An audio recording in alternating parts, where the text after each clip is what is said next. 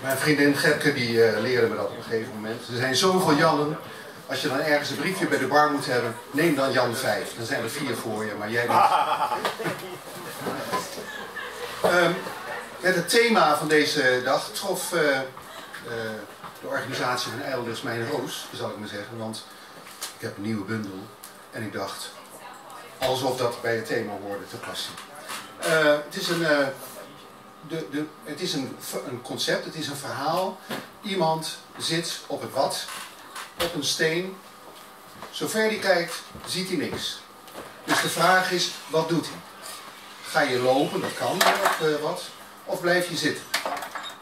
Geen van beiden heeft zin. Dus wat doe je dan? In dat verhaal komt ook op een gegeven moment een andere figuur. Wie wil dat nou niet, ten voeten uit. Vis aan wal. Er is zee, er is land, er is water, er is zand, duinen, bergen. Van alles is er aan de hand. Vissen zijn er, groot als de wereld, de bodem geraakt, gestrand op het droge. Aan wal, het binnenste buiten gekeerd, laat de vis zich leeglopen. Stuurt de zwerver eruit, die luid roept dat hij zo niet verder kan. Volgende tekst heet Man boven de boete. Uiteindelijk zit hij hier en kijkt en wacht en kijkt en wacht op wat hij weet dat gaat gebeuren. Het is gezegd, hij heeft het gezegd. Daar beneden, hij heeft het geroepen met een vinger in de lucht. Er is een verleden dat het heden niet langer verdragen kan. Niemand vroeg hem waar hij vandaan kwam, wie hij was en wie zijn baas. In alle staten, langs alle wegen werd zijn stem gehoord.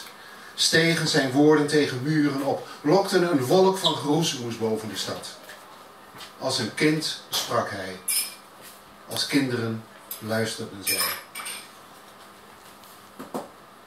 Dat, terwijl hij wachtte op wat gebeuren moest, hij diep beneden zich met aandacht het krioelen bezag. Dat de vruchten die hij at, de pit die hij verwierp, dat er een nieuw leven begon. Dat hier, in de blakerende zon, terwijl het zaad verrotte, hij de moed niet had om de rommel met zijn voet terzijde te schuiven.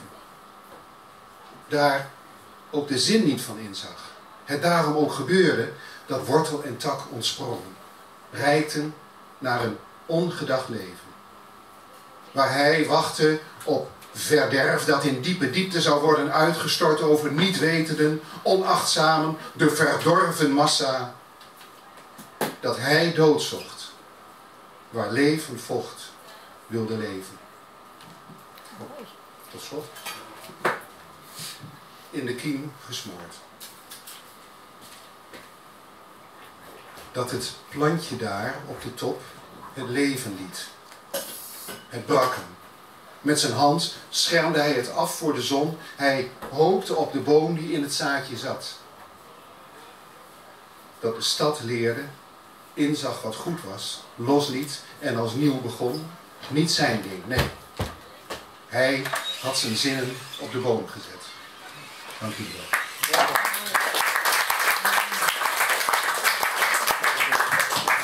Jan nummer 5.